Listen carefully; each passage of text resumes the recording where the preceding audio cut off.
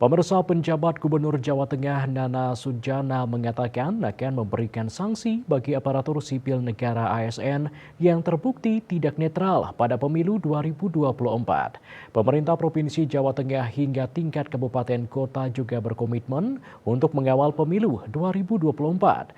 Hal tersebut disampaikannya usai mengikuti dialog kebangsaan di Solo, Jawa Tengah.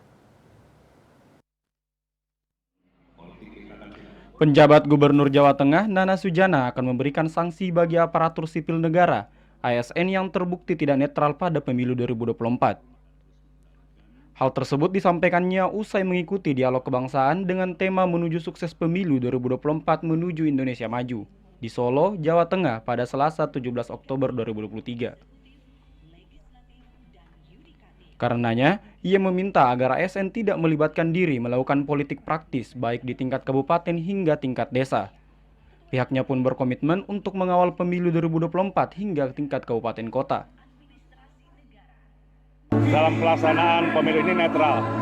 Jadi kami dalam ini tidak melibatkan diri untuk melaksanakan politik praktis ya. Ini dari tingkat provinsi sampai ke tingkat kabupaten dan sampai ke tingkat desa, sampai ke tingkat kecamatan itu. ASN netral, tidak berpolitik praktis ya. Kalau misalnya suatu ada akan ataupun ditemukan ada ASN yang ikut salah satu partai, tentunya kami akan memberikan sanksi kepada para ASN tersebut. Adapun dialog kebangsaan di kota Solo tersebut digelar untuk meningkatkan sinkronisasi agar pelaksanaan pemilu berjalan langsung, jujur, dan adil. Agenda itu turut dihadiri Wali Kota Solo Gibran Rakabuming Raka, Deputi Bidang Koordinasi Kesatuan Bangsa Kemenko Polhukam Jenejri Gafar, serta Kapolda Jateng Irjen Ahmad Lutfi.